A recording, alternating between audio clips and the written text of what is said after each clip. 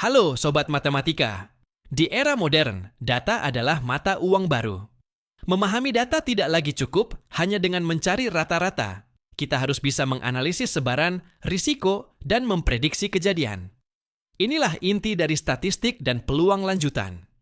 Statistik dan peluang adalah alat fundamental yang digunakan dalam riset pasar, ilmu pengetahuan, asuransi, hingga machine learning. Hari ini, kita akan memperdalam cara memvisualisasikan data, menghitung ukuran pemusatan dan penyebaran yang lebih kompleks, serta menjelajahi konsep peluang gabungan. Yuk, kita mulai. Visualisasi dan pengolahan data. Data yang baik harus mudah dipahami secara visual. Tinjauan diagram dasar. 1. Diagram batang.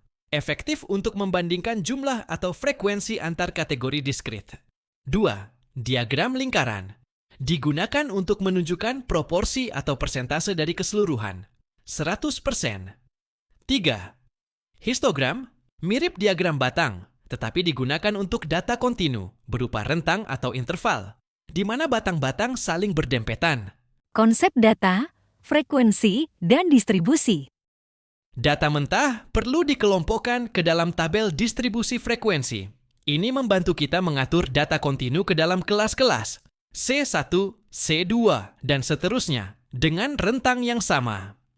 Ukuran pemusatan dan letak data. Tujuan utama statistik deskriptif adalah meringkas data menggunakan nilai tunggal. Review ukuran pemusatan data. 1. Rata-rata. X bar. Jumlah semua data dibagi banyaknya data. N. X bar sama dengan jumlah dari X ke I dibagi N. 2. Median. M sub E. Nilai tengah setelah data diurutkan. Posisi median adalah pada data ke N ditambah 1 dibagi 2. 3. Modus. M sub O. Nilai yang paling sering muncul. Ukuran letak data lanjutan. Untuk memahami posisi data relatif terhadap seluruh set, kita menggunakan 1. Kuartil, Q sub K.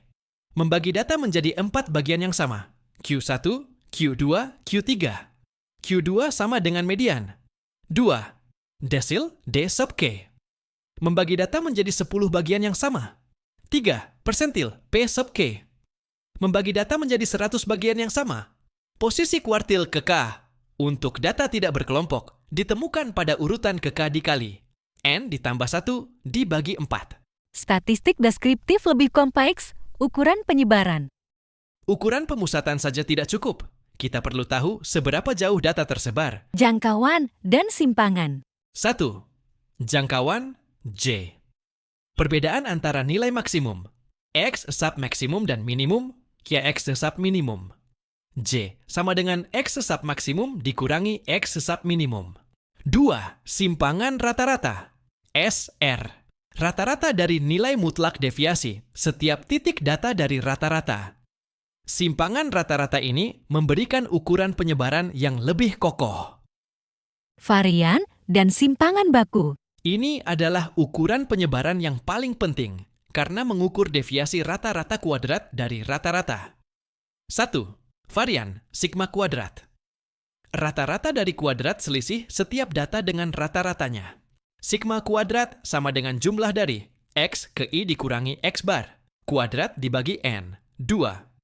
Simpangan baku, sigma. Akar kuadrat dari varian. Nilai ini sangat penting karena memiliki satuan yang sama dengan data aslinya. Sigma sama dengan akar kuadrat dari sigma kuadrat.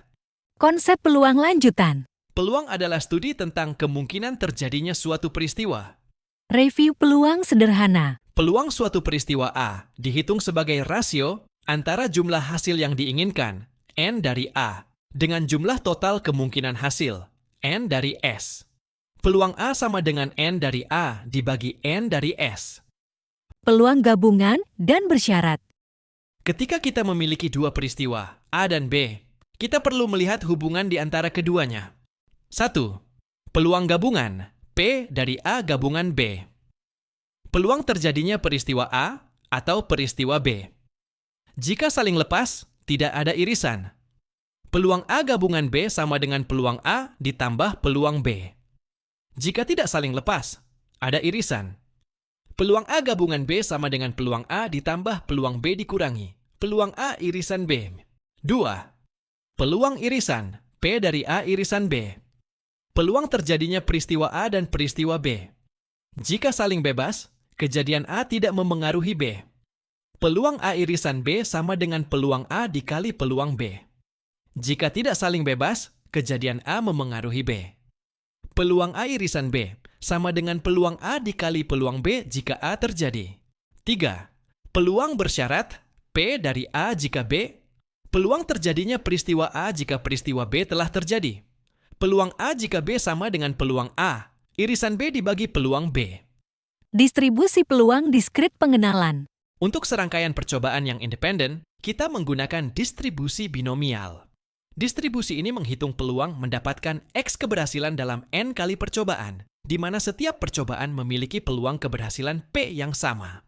Peluang X sama dengan kombinasi N, X dikali P pangkat X dikali 1 dikurangi P pangkat N dikurangi X. Sobat matematika, kita telah melangkah jauh dari hanya menghitung rata-rata sederhana. Kita kini dapat menganalisis sebaran data menggunakan 3 jenis ukuran letak, kuartil, desil, persentil, mengukur risiko dengan varian dan simpangan baku, dan memprediksi kejadian dengan peluang gabungan dan bersyarat. Penguasaan materi ini adalah kunci untuk menjadi pengguna dan pembuat keputusan yang cerdas dalam menghadapi lautan data. Sampai di sini dulu ya, pembahasan kita kali ini. Jangan lupa like, share, dan subscribe channel Kampung Matematika agar kita bisa terus belajar matematika dengan cara yang seru dan inspiratif. Sampai jumpa di video selanjutnya.